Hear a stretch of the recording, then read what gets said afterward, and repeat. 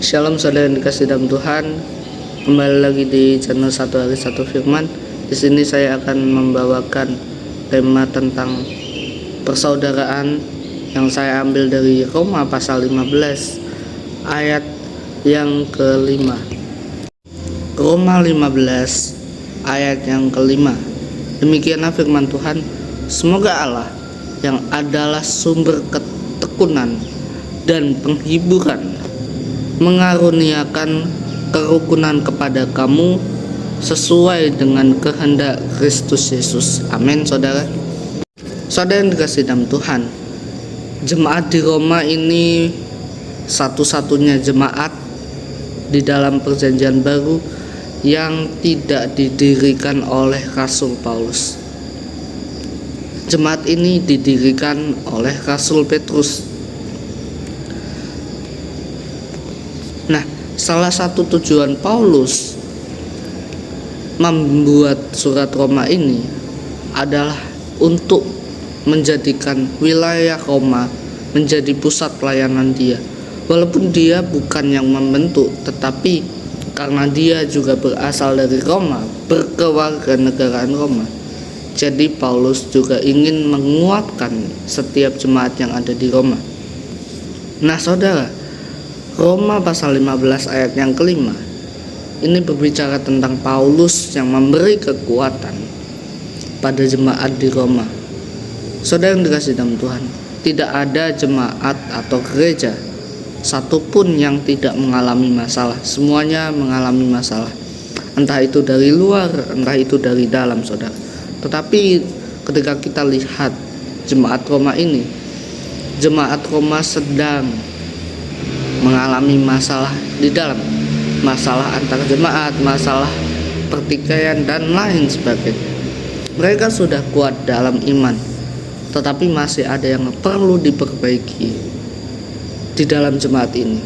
Nah, saudara, di sini Rasul Paulus menguatkan jemaat Roma. Yang pertama-tama kita perlu tahu bahwa Rasul Paulus menguatkan di dalam nama Yesus Kristus. Kita bisa baca di ayat yang kelima, sesuai dengan kehendak Kristus Yesus. Artinya Paulus menasihati Roma itu juga sesuai dengan apa yang Tuhan kehendaki, bukan perkataan dia, bukan perkataan orang lain, tetapi bagaimana Tuhan berbicara melalui Paulus untuk menguatkan jemaat yang di sana.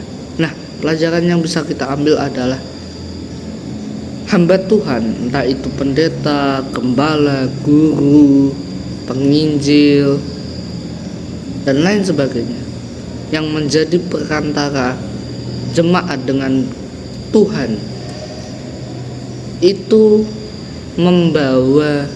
itulah yang diharapkan membawa jemaat lebih dekat kepada Kristus. Makanya tugas menjadi hamba Tuhan, tugas menjadi pendeta dan lain sebagainya, itu harus benar-benar mengalami Tuhan secara pribadi. Karena apa, saudara?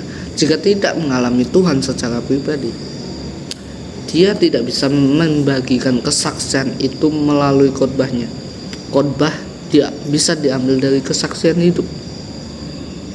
Nah, bagaimana jika seorang hamba Tuhan tidak memiliki kedekatan dengan Tuhan Yesus, tidak memiliki kesaksian hidup? Tentu itu yang menjadi pertanyaan. Dia bisa khotbahnya bagus, panjang, menggelegar, khotbahnya keras dan lain sebagainya, tetapi hidupnya belum tentu mencerminkan apa yang dikhotbahkannya. Nah, saudara, Rasul Paulus sebagai salah satu hamba Tuhan di dalam perjanjian baru, dia menjadi contoh, saudara. Di sisi lain dia tetap melakukan penginjilan di berbagai tempat, tetapi di sisi lain dia juga peduli akan jemaat sebelumnya. Artinya dia juga tetap menguatkan jemaat yang sudah pernah diinjili. Dia juga tetap memberikan inspirasi, motivasi dia memberikan contoh yang benar dan sesuai dengan kehendak Kristus. Makanya kita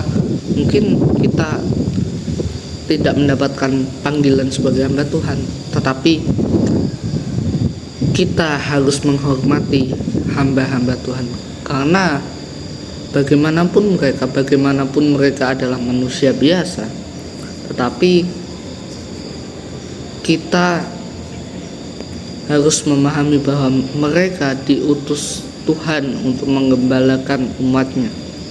Nah, menghormati itu bukan berarti 100% percaya, saudara.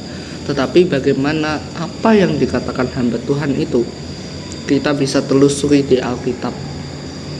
Kalau hamba Tuhan itu mengatakan apa yang sesuai dengan Alkitab, sesuai dengan kehendak Tuhan Yesus. Firman ini, saudara, Alkitab ini adalah firman Tuhan. Firman Tuhan dibagi menjadi dua, firman Tuhan yang tertulis yaitu Alkitab, dengan firman Tuhan yang hidup yaitu Yesus. Yohanes 1 ayat 1, pada mulanya adalah firman, firman itu bersama-sama dengan Allah. Ini Yesus, saudara. Jadi kalau kita melihat seorang hamba Tuhan,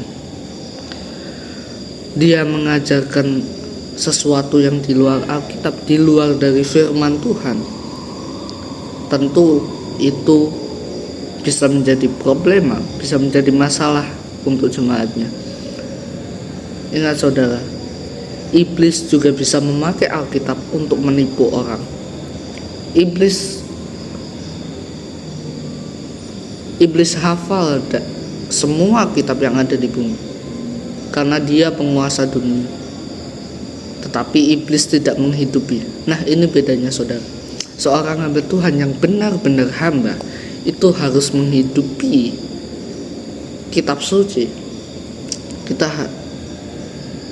harus menghidupi pelayanan, harus mempunyai hubungan yang erat, mengalami benar-benar bertemu dengan Tuhan secara pribadi, entah itu lewat doa, mimpi, lewat baca Alkitab dan lain sebagainya. Nah, pesannya, saudara, sebagai jemaat biasa, mungkin kita merasa, oh, pendeta itu pasti benar karena pendeta itu utusan Allah. Belum tentu semua pendeta benar, saudara. Karena jika ada pendeta yang melenceng dari Alkitab,